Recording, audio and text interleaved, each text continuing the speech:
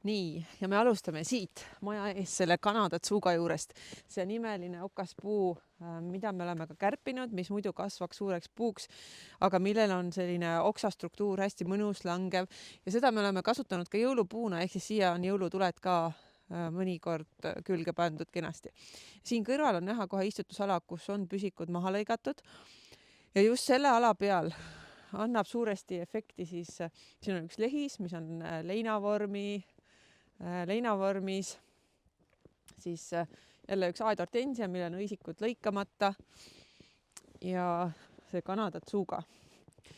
Ja lähme siit kohe edasi, kui me vaatame nüüd siia hoovi poole, siis ikka ja jälle ma räägin suvisel ekskursioonil, et see August Vaga on imeline ka talvel.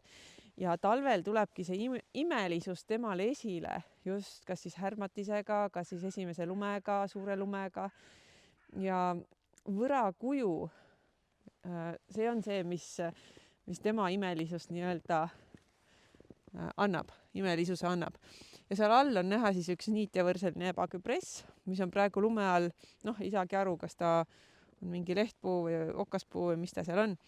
Ja August Vaga tüvel on praegu nüüd näha see roheline luuderohi. Et tema on praegu aias võib-olla üks selline taim, mis on tõesti roheline, sellepärast, et tema ei ole lume alla jäänud, ta niimoodi püstisele taimele see lumi hästi külge ei jää. Et tema on tõesti praegu selline roheline. Nii, ja lähme siit edasi, siin on siis see mustmänd naana, mis on ka jälle oma võrakuju poolest selline eriline, natuke laiuv, natuke pontsakas, kompaktne. Et tema on ka kindlasti üks selliseid fookustaimi, kompaktsemaid taimi, mis siin kiviktaimlas talvisel ajal just efekti annab. Nii, aga lähme vaatame siis siia aia poole.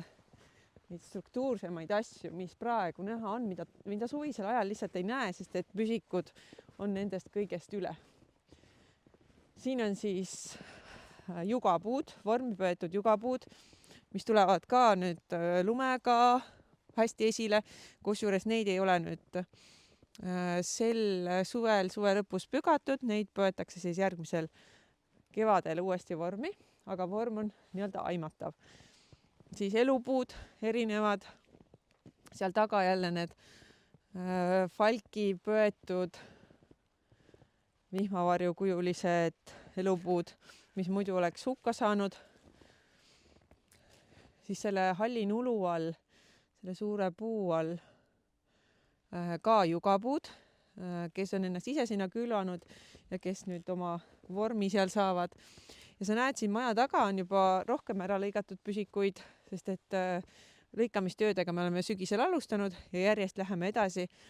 Ja siin on näiteks üks aster, ma ei teagi, mingi südajalehine aster äkki, millel on ka õisikud hästi uhked, dekoratiivsed nagu tupsukesed talvel. Lähme siit vahelt läbi, siin on üks lursslill, mis on ka sellise püstise struktuuriga, mis on eraldi püsti jäetud.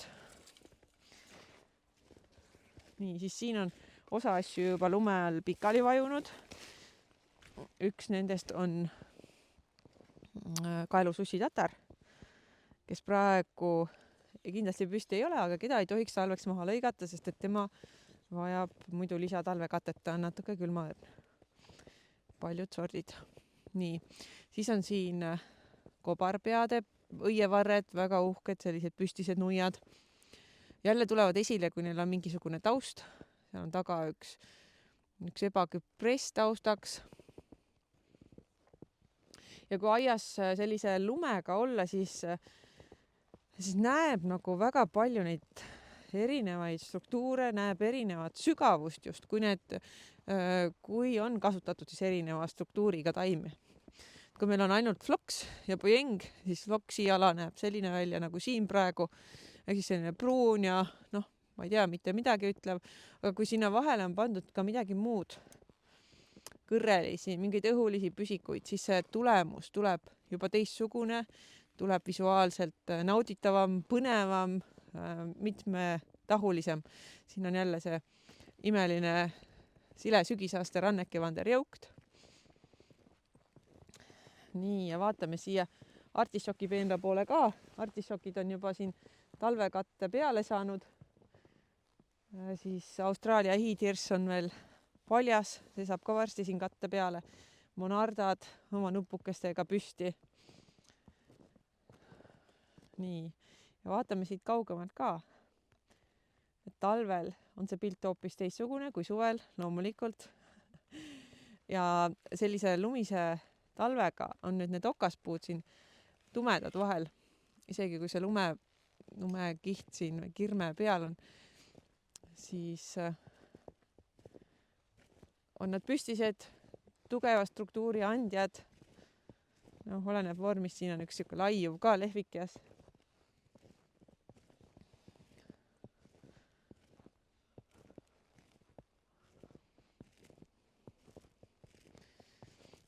Nii, jälle see sügisaster, siin püstine, haruline.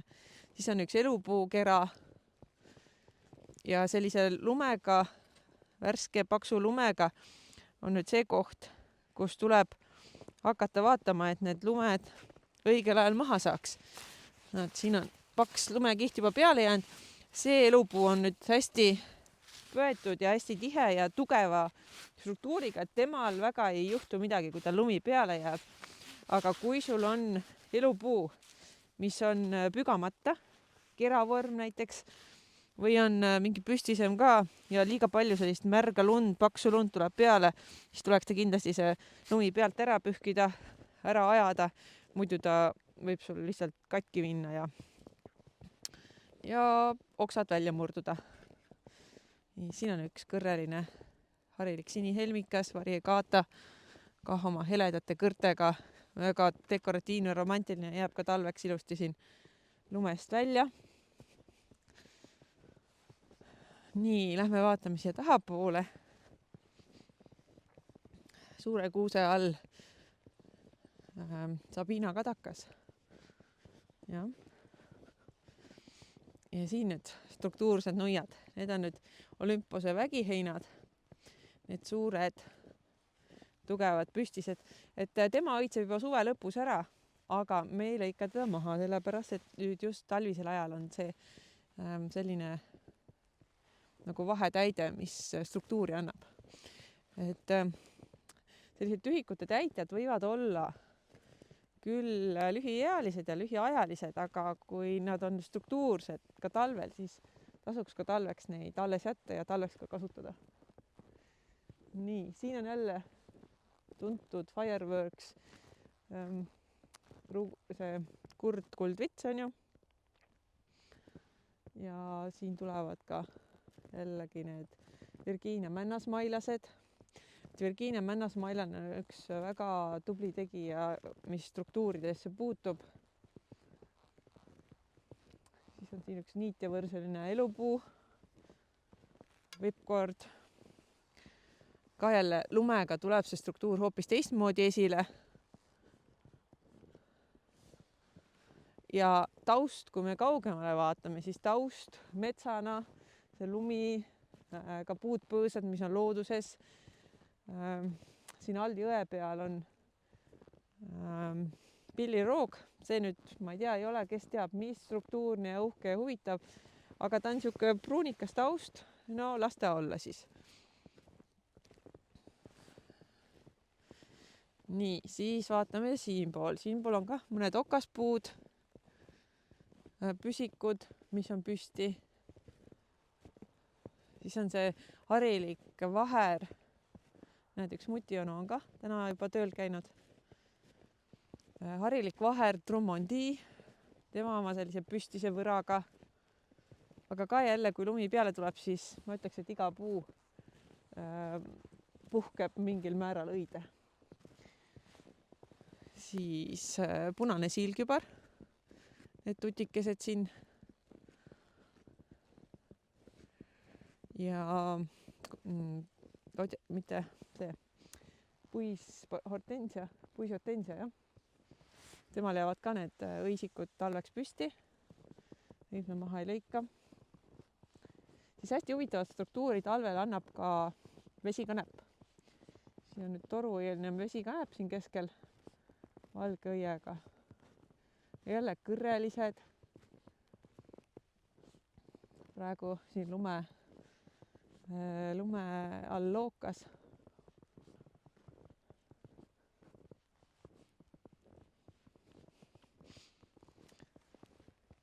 Nii, ja vaatame liivapennad ka, mis siin praegu toimub. Siin on siis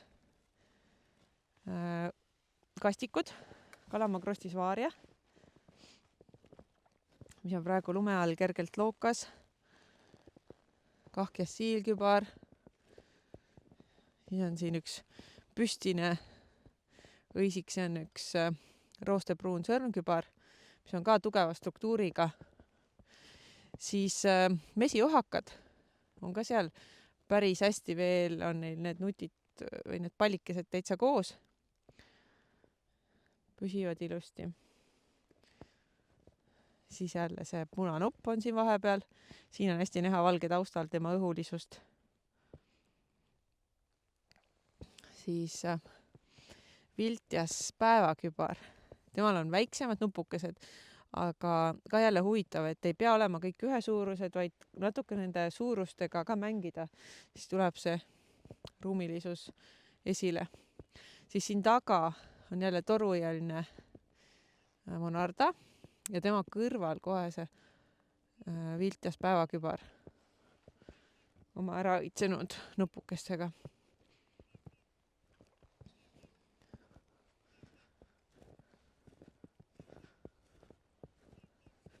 Ja praegu talvisel ajal saabki hinnata ka seda, et kuidas sul see aed on loodud. Hinnata seda, et millised need struktuurid praegu on, kas midagi on puudu, kas midagi on üle, kas midagi võiks juurde panna, midagi täiendada, mingit vahematerjali juurde planeerida, midagi välja võtta. Sest et aed, nagu sa tead, on elav organism, mis kasvab ja kasvab tavaliselt koos selle omanikuga. Ja ei ole nii, et ma teen selle ükskord valmis ja nii ongi, vaid taimed kasvavad suuremaks, paljunevad, laienevad, tahavad uuendamist saada, tahavad jagamist saada, tahavad labidat näha, et neile piiri peale panna. Ja talvel saab siis ka vaadata seda, et okei, see koht mulle ei meeldi. Ja loomulikult mul on ka alasid ja kohti, mis mulle üldse enam ei meeldi, mida ma tahaks uuendada, mida ma tahaks teistmoodi teha, teistmoodi katsetada. Siin on veel üks huvitav püsilill, mida me varem ei ole siin vaadanud, on lõhine kalimeeris. Ta on praegu lumega hästi dekoratiivne ja loomulikult härmatisega, aga ka ilma, sest et tema on niisugune jälle haruline struktuur, väiksed nupukesed, aga ka see, et ta püsib väga tugevalt püsti, nagu traadist varred oleksid.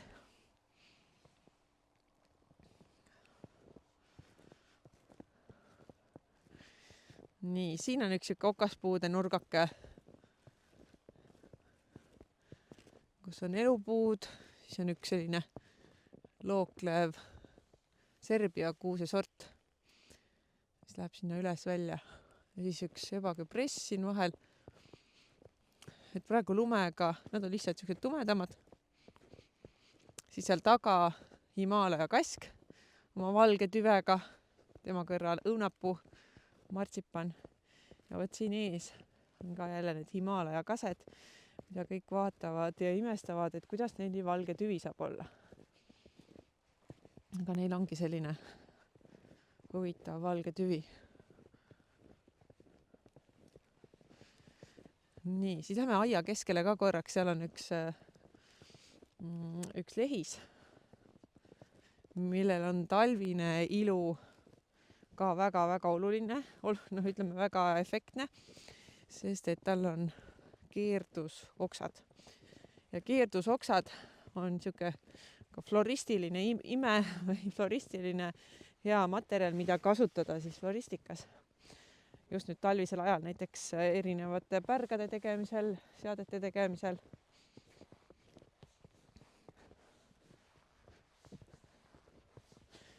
Me vaatame teda ka lähemalt. ja no lumega ta on ka väga ilus, aga härmatisega ta on veel ilusam, kui tuleb selline veebruarikuu tugev härmatis peale ja tema keerdusoksad on siis need, mille pärast teda kasvatatakse. Diana on siis tema nimi.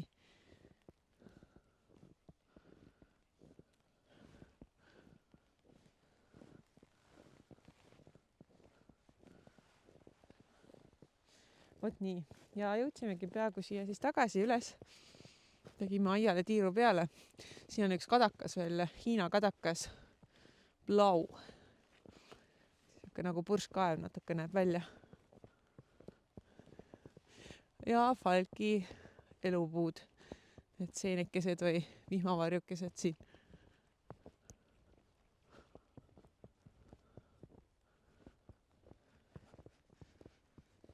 Vot nii, ehk siis talvine ilu aias. Loomulikult see sõltub ka sellest, milline see talv on. Kui on väga porine talv, siis ongi vaja vaadata, et oleks ka rohelist, oleks ka puitpõõsaid, aga väga palju annavad juurde püsikud. Ja selleks ma olen väga tänulik Piet Oodolfile, kes on seda väga-väga palju aastaid juba populariseerinud, inimeste teadlikkusse toonud, et ka pruunid toonid on toonid, kollased, mustad toonid on toonid ja et me ei pea kõike sügisel maha lõikama, vaid me saame ka neid edasi nautida senini, kuni nad siis päris pikali vajuvad ja enam ei ole nagu silmale nendest ka midagi kasu. Nii et ma loodan, et sa said siit mõne sellise mõtte, mida enda aias võib-olla ära kasutada ja oled oodatud ka siis avatud aiapäevadele uuel hooajal. Meil on kindlasti ka tulemas avatud aiapäevad taas kord. Soovin sulle ilusat päeva.